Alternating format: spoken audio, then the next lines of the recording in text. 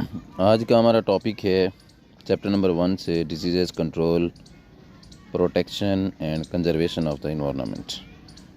अब जब disease control की आप बात करती हैं तो इसमें हम प्रिवेंटिव मेजर्स को देखते हैं, वैक्सीनेशन एंड इम्यूनाइजेशंस को देखते हैं और ड्रग ट्रीटमेंट और जीन थेरेपी को देखते हैं। यानी कि ये 3 सवाल इसमें डिस्कस किए जाते हैं। पहला आपके पास है प्रिवेंटिव मेजर्स। प्रिवेंटिव मेजर से हम मुराद ये लेते हैं एहतियाती तदाबीर। ठीक है, जैसे आपके पास हेपेटाइटिस है या एड्स है।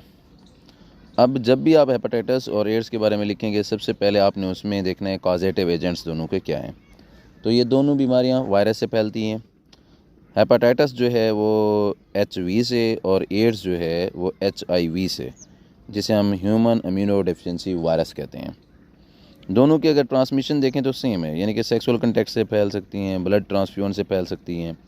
इसके अलावा using surgical instruments and syringes that are contaminated. ठीक है, ये भी याद रखना है, जो ख़राब होती हैं। मिसाल के तौर पे अगर किसी शख्स ने पहले, किसी डॉक्टर ने पहले उसे इस्तेमाल किए है सिरिंजेस को या सर्जिकल इंस्ट्रूमेंट्स को और वो ख़राब हो गई हैं, हेपेटाइटिस से मुतासर हैं, HIV से या एड्स HIV से मुतासर हैं, तो याद रखिएगा कि ये नेक्स्ट जो पर्सन होगा उसके अंदर भी क्या हो जाएगी, ट्रांसफ़र हो जाएगी।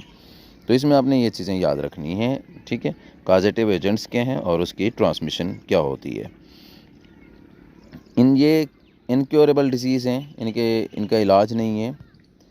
नेक्स्ट जो हमारे पास होता है वैक्सीनेशन और इम्यूनाइजेशन होते हैं। अब वैक्सीन लातीनी ज़बान का एक लफ्ज़ है जो कि वैका से लिया गया है। वैका का मतलब कौ होता है। ठीक है, वैक्सीन खुद क्या है, इसे हम डेड जर्म्स कहते हैं, जो बॉडी के अंदर इंसर्ट करवाए जाते हैं और बॉडी जो होती है वो एंटीबॉडी पैदा करती है और make the person immune from attack of that germ, यानी कि उस बीमारी के ख़िलाफ़ लड़ते हैं। इम्यून सिस्टम जो है वो इंक्रीज़ हो जाता है, उसे हम क्या कहते हैं, वैक्सीन कहते हैं। या इसे insertion and development of vaccine into the body is called vaccination. इसे क्या कहा जाता है, वैक्सीनेशन कहा जाता है। वैक्सीन और दूसरा देखिए लफ्ज़ लिखा होता है एशन। एशन का मतलब होता है एडिशन। आप इसे यूँ भी डिफ़ाइन कर सकते हैं, addition of vaccine into the body is called vaccination. इसे क्या कहा जाता है, वैक्सीनेशन कहा जाता है। Development of immunity in the body as a result of vaccine called immunization. यानी कि जब आपके जिस्म के अंदर इम्यूनिटी पैदा हो जाती है वैक्सीन इंसर्ट करवाने के बाद, तो आप उसे क्या नाम देते हैं, इम्यूनाइजेशन कहते हैं। वैक्सीन हमेशा किसी भी बीमारी के ख़िलाफ़ जो है वो इस्तेमाल की जाती है। मिसाल के तौर पे जैसे कि पोलियो है, वूपिंग कफ है, मीज़ल्स हैं, मम्प्स हैं। ये ऐसे काम करती है जैसे आपके पास क्या हों, शॉट्स, यानी कि फायर किया जाता है या गोली टाइप होती है। इसे इस तरह की टारगेट सेल्स को जाके वैक्सीन जो होते हैं वो क्या करते हैं, मारते हैं। सबसे पहले जिस बंदे ने वैक्सीन को इस्तेमाल किया 1795 की ये बात है, एडवर्ड जेनर ने। ठीक है, कॉपॉक्स पस से उसने लिया था। इसके अलावा अगर हम इसकी अहमियत देखें तो ये वायरल या बैक्टीरियल जो वबा होती है या एपिडेमिक्स होती हैं उनके ख़िलाफ़ हम इन्हें इस्तेमाल करते हैं। और स्मॉल पॉक्स कहते हैं कि वैक्सीन जो होती है ना स्मॉल पॉक्स की, पूरी दुनिया से क्या की चुकी है, ख़त्म कर दी गई है। इसके अलावा scientist are trying to develop vaccine. साइंसदान जो होते हैं वो वैक्सीन को तैयार कर रहे हैं against many other disease such as AIDS, जैसे कि एड्स है, एड्स के बारे में भी। उसके बाद आपके पास होता है drug treatment and gene therapy. ठीक है, सबसे पहले आपने ये देखना है एंटीबायोटिक है, इसमें रेडियोथेरेपी है, कीमोथेरेपी है, जीन थेरेपी है और IDM है। IDM का मतलब होता है इंटीग्रेटेड डिजीज़ मैनेजमेंट टेक्निक है। ठीक है, अब एंटीबायोटिक, अगर एक शख्स बीमार है, ठीक है, तो उसके अंदर बैक्टीरियल इन्फेक्शन वगैरह हो जाते हैं, तो उसे हम क्या देते हैं, एंटीबायोटिक देते हैं, एंटीबायोटिक का इस्तेमाल करते हैं। यानी कि उसके लिए रेडियोथेरेपी या कीमोथेरेपी या जीन थेरेपी नहीं इस्तेमाल की जाएगी। लेकिन अगर कोई कैंसरस सेल से रखता है, उसको डिस्ट्रॉय करने के लिए हम रेडिएशन का इस्तेमाल भी कर सकते हैं। कीमोथेरेपी यानी कि केमिकल्स का इस्तेमाल भी किया जा सकता है। यानी कि अगर कोई शख्स कैंसर के अंदर मुब्तला है तो उसमें जो ट्रीटमेंट है वो रेडियोथेरेपी या कीमोथेरेपी होगा। अगर आप केमिकल्स का इस्तेमाल करेंगे तो आप उसे कीमोथेरेपी कहेंगे, और अगर आप रेडिएशंस का इस्तेमाल करते हैं तो हम उसे क्या कहेंगे, रेडियोथेरेपी। ये याद रखिएगा, कैंसरस सेल्स के साथ साथ कुछ नॉर्मल सेल्स भी क्या होते हैं, डिस्ट्रॉय होते हैं, चाहे वो आपके पास कीमोथेरेपी हो, चाहे वो आपके पास रेडियोथेरेपी हो। जीन थेरेपी का मतलब ये होता है कि जो एबनॉर्मल जीन्स होते हैं उनको रिप्लेस किया जाता है बाय नॉर्मल जीन्स की मदद से। इसे हम क्या कहते हैं, जीन थेरेपी कहते हैं। ख़ास तौर पे ये काम बोन मैरो सेल्स की मदद से किया जाता है। उन्हें निकाल के बोन मैरो को निकाल के उसकी जगह पे और बोन मैरो जो है वो इंसर्ट करवाए जाते हैं, यानी कि जीन्स जो होते हैं वो न्यू लगा दिए जाते हैं। ऐसे अमल को हम जीन थेरेपी कहते हैं, लेकिन ये बहुत एक्सपेंसिव मेथड होता है। इसके अलावा अगर हम देखें IDM, इनमें से कोई शख्स जो मेथड अप्रोप्रिएट होगा, इस्तेमाल करेगा, उसे हम क्या कहेंगे, IDM कहेंगे, यानी कि relevant and appropriate method use to control the disease is called IDM। वो क्या कहलाएगा, IDM कहलाएगा। मिसाल के तौर पे एक शख्स बीमार है तो उसके लिए एंटीबायोटिक्स बेहतर रहेगा, ना कि रेडियोथेरेपी। ठीक है, अगर वो कैंसर सेल्स में मुब्तला है तो उसके लिए रेडियोथेरेपी या कीमोथेरेपी बेहतर है, एंटीबायोटिक बेहतर नहीं होगी। यानी कि इनमें से बेहतरीन या मुनासिब तरीक़ेकार का जो इस्तेमाल होगा उसे हम क्या नाम देंगे, IDM कहेंगे। नेक्स्ट आपके पास क्लोनिंग है। क्लोनिंग का मतलब होता है कि जब हम एसेक्सुअल मेथड से आइडेंटिकल ऑफस्प्रिंग को तैयार करते हैं, उसे हम क्या कहते हैं, क्लोनिंग कहते हैं। क्लोन असल में एक सेल या इंडिविजुअल का नाम है जिससे एक जैसे कॉपीज़ जो होती हैं वो तैयार होती हैं। इसके अलावा क्लोनिंग का मेथड यूँ भी इस्तेमाल किया जाता है, आप इंसानी जीनोम को क्या कर सकते हैं, बेहतर से बेहतर बना सकते हैं। और याद रखिएगा, कोई भी नॉर्मल जो इंडिविजुअल है वो क्लोनिंग के मेथड से रिप्रोडक्शन नहीं करता। ठीक है, नॉर्मल इंडिविजुअल की बात है। लेकिन ये कुछ इंसेक्ट्स हैं या प्लांट्स हैं, ये क्लोनिंग के मेथड से क्या करते हैं, अपने ऑफस्प्रिंग को क्या करते हैं, प्रोड्यूस करते हैं। प्रोसीजर के साइंटिस्ट जो था उसका नाम था इयान विल्मेट, स्कॉटलैंड की ये बात है। उसने डॉली शीप को क्या किया था, तैयार किया था क्लोनिंग की मदद से। इसके अलावा माइस हैं या कौ, इनको भी क्लोनिंग के सूरत में क्या किया जाता है, तैयार किया जाता है। इसके प्रोसीजर दो होते हैं, एक को हम कहते हैं ऑर्गेनिज्मिक क्लोनिंग और एक को हम नाम देते हैं एम्ब्रियो क्लोनिंग। ठीक है, दो तरह के हमारे पास प्रोसीजर हैं। हम क्या करते हैं, फर्टिलाइज्ड एग से न्यूक्लियस को पहले रिमूव कर लेते हैं, फिर उसकी जगह पे क्या करते हैं, एक और इंडिविजुअल से न्यूक्लियस लेते हैं और उसे इंसर्ट करवा देते हैं। अब जब वो इंसर्ट हो जाता है, जो अल्टर्ड जाइगोट होता है उसे उठा के सूटेबल वॉर्म में क्या किया जाता है, इंसर्ट करवा दिया जाता है, जहाँ उसकी डेवलपमेंट क्या होती है, मुकम्मल होती है, और वो न्यू इंडिविजुअल को क्या करता है, तैयार कर लेते हैं। अब न्यू इंडिविजुअल की जो सारी डेवलपमेंट है वो किसके अंदर होगी, सूटेबल वॉर्म के अंदर होगी। अगर आप ऐसा प्रोसेस कर रहे हैं तो इसे हम क्या नाम देंगे, ऑर्गेनिज्मिक क्लोनिंग कहेंगे। नेक्स्ट जो होगा एम्ब्रियो क्लोनिंग, सेम प्रोसीजर वही रहेगा, लेकिन इसमें आप एक एम्ब्रियो ले लेते हैं, उसकी तकसीम होती है और उससे वो एक या एक से ज़ायद सेपरेट एम्ब्रियोज़ के अंदर क्या कर रहे होते हैं, काम कर रहे होते हैं, और हर एम्ब्रियो से एक न्यू आइडेंटिकल जो क्लोन होगा वो तैयार हो जाएगा, और वो आइडेंटिकल ट्विंस को क्या करते हैं, पैदा करते हैं। क्लोनिंग की अहमियत अक्सर शॉर्ट क्वेश्चन में भी पूछा जाता है आपसे कि what is importance of cloning. तो आपने ये कहना है कि हम जो कीमती हमारे पास एनिमल्स होते हैं उनकी पेडिग्री देखने के लिए क्लोनिंग को इस्तेमाल करते हैं, जैसे हमारे पास हॉर्सेस वगैरह हैं, या बायोलॉजिस्ट जो हैं वो ह्यूमन एम्ब्रियो को भी तैयार करते हैं ताकि आर्गन की क्या हो सके, ट्रांसप्लांटेशन हो सके। लेकिन याद रखिएगा कि ह्यूमन क्लोन को इमोरल कहा जाता है कि ये अखलाकी तौर पे ठीक नहीं है, इसलिए कंट्रोवर्सी है, झगड़ा चल रहा है।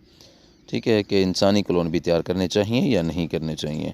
हम क्या करते हैं, इसी क्लोनिंग के प्रोसेस से ह्यूमन जीनोम को इम्प्रूव करने की बेहतर कर सकते हैं, यानी कि यूजेनिक जो एम्स हैं इन्हें हासिल करते हैं। तो डॉली शीप भी क्या हो जाती है, इसी क्लोनिंग के प्रोसेस से तैयार की गई थी। नेक्स्ट आपके पास क्या है कि protection and conservation of the environment, कि आप अपने माहौल की हिफाजत कैसे कर सकते हैं या इसका तहफ़्फ़ुज़ कैसे किया जाता है। सबसे पहले ये देखें, तहफ़्फ़ुज़ जो आप कर रहे हैं क्या चीज़ हो रही है, पोल्यूशन, आलूदगी जिसे आप कहते हैं। ठीक है, आलूदगी क्या है कि अगर कोई भी हार्मफुल सब्सटेंसेस या टॉक्सिक सब्सटेंसेस जब आपके माहौल के अंदर दाखिल हो जाते हैं तो हम उसे क्या नाम देते हैं, पोल्यूशन कहते होते हैं। ठीक है, पोल्यूशन कहाँ से आती है, कैसे आती है, तो सबसे अहम जो चीज़ है वो इंडस्ट्रियलाइजेशन है। एक तरफ से तो ये है कि इंडस्ट्री ने आपके स्टैंडर्ड लाइफ को बेहतर से बेहतर बना दिया है, यानी कि जो मेयार है ज़िंदगी का उसे बेहतर से बेहतर बना दिया है। लेकिन दूसरी तरफ से इसने डिस्ट्रॉय भी किया है। कैसे डिस्ट्रॉय किया है, इसने टनों के हिसाब से इंडस्ट्रियल वेस्ट को पैदा किया है, जिन्हें आप एफ्लुएंट्स का नाम भी देते हैं, जैसे कि सॉलिड की फॉर्म में है या लिक्विड फॉर्म में है या गैस की सूरत में जो होते हैं वो मौजूद होते हैं। अब अगर हम इनका इफ़ेक्ट देखें तो इनमें टॉक्सिक मटेरियल होता है या कार्सिनोजेनिक मटेरियल जो होता है एफ्लुएंट्स के अंदर मौजूद होता है, यानी कि कैंसर कॉजिंग जो एजेंट्स होते हैं वो भी क्या होते हैं, इंडस्ट्रियल वेस्ट के अंदर क्या होते हैं, मौजूद होते हैं। उसके बाद देखें हैवी मेटल जैसे कि लेड है आपके पास, पीबी, ये ऑटोमोबाइल से आ जाता है, या जो चमड़ा रंगने वाली फैक्ट्रियाँ होती हैं वहाँ से क्रोमियम निकल आता है जो कि डिस्ट्रॉय करता है ह्यूमन हेल्थ को, टैनरीज वगैरह से। इसके अलावा इकोसिस्टम से, दुनिया का जो इकोसिस्टम है इससे बहुत सारे जो लिविंग कंपोनेंट्स हैं जैसे प्रोड्यूसर्स हमारे पास हो गए, कंज्यूमर्स हो गए, या आपके पास डिकम्पोजर हो गए, इनमें इनका क्या हो जाता है, लॉस हो जाता है। किसकी वजह से? इंडस्ट्रियल वेस्ट की वजह से। अब हम इसे कैसे कंट्रोल कर सकते हैं? सबसे पहले तो आप इंडस्ट्रियल वेस्ट या एफ्लुएंट जो है उसका ट्रीटमेंट कर दें, यानी कि आपके पास जो वेस्ट जा रहा है तो आप उसे क्लोरीन डाल के उसमें उसे साफ़ कर दें। या बायो रेमिडिएशन कहते हैं कि पोल्यूशन को रिमूव किया जाता है बाय लिविंग ऑर्गेनिज्म, जैसे कि एलजी हैं, ये बायो ऑब्जर्वेशन के मेथड से क्या करते हैं, रिड्यूस द पोल्यूशन को कम कर देते हैं। इसके अलावा अगर आप इसका ट्रीटमेंट नहीं करेंगे तो क्या होगा, ये सारे केमिकल्स जो होंगे वो इंडस्ट्रियल वेस्ट जो होंगे रिवर्स के अंदर या कैनाल्स के अंदर चले जाएंगे, वहाँ पे जाके आपका जो एक्वेटिक इकोसिस्टम है उसे क्या कर देंगे, बर्बाद कर देंगे, या लिविंग ऑर्गेनिजम्स जो वहाँ पे पाए जाते हैं वो सारे क्या हो जाएंगे, तबाह हो जाएंगे।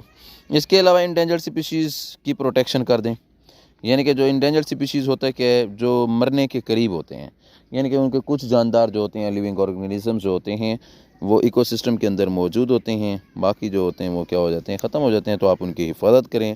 Endangered species near to extinct, यानी कि the species that are near to extinct, जो नापायद होने के करीब होते हैं उन्हें हम इंडेंजर्ड स्पीशीज़ कहते हैं।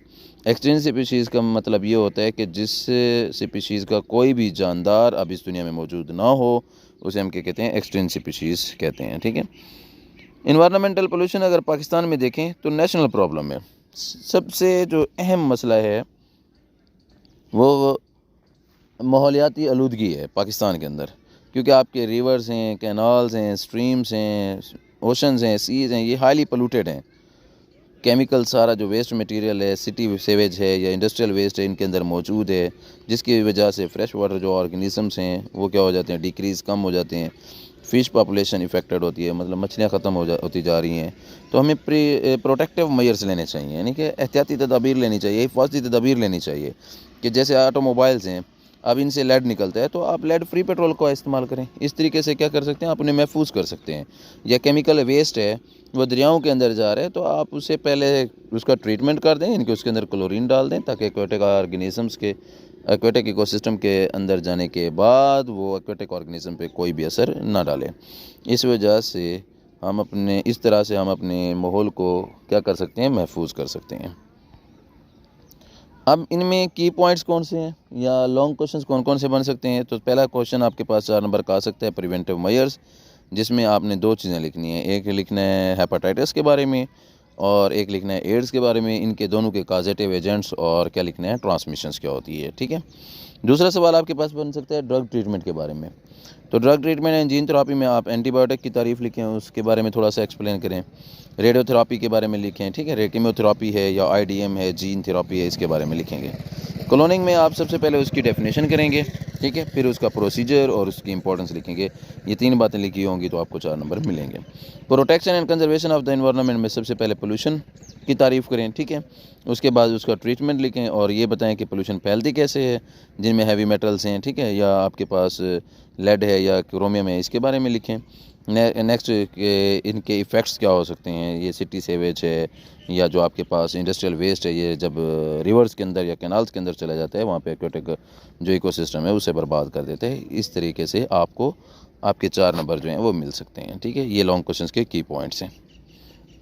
अब शॉर्ट क्वेश्चन इसमें क्या बन सकता है, difference between hepatitis and AIDS important है, आ सकता है, कीमोथेरापी एंड रेडियोथेरापी, पोल्यूशन कैसे फैलती है, ठीक है, how and difference between endangered and extinct species, ये दोनों के दरमियान में फ़र्क क्या है, ये भी आपसे पूछा जा सकता है। नोट ये भी कर लें कि biology and the service of Mankind is very important long questions, ये बहुत अहम लॉन्ग क्वेश्चन जो है वो अक्सर एग्जाम्स में आता रहता है, इसमें से कोई भी एक पूछा जा सकता है। उसके बाद देखें मोस्ट इंपॉर्टेंट लॉन्ग क्वेश्चन कौन से हैं इस चैप्टर में से। चैप्टर नंबर जो फर्स्ट है ब्रांचेज ऑफ बायोलॉजी है, organ and organ system level है, बायोलॉजिकल मेथड है, biology and the service of mankind है। Thanks you all for feedback.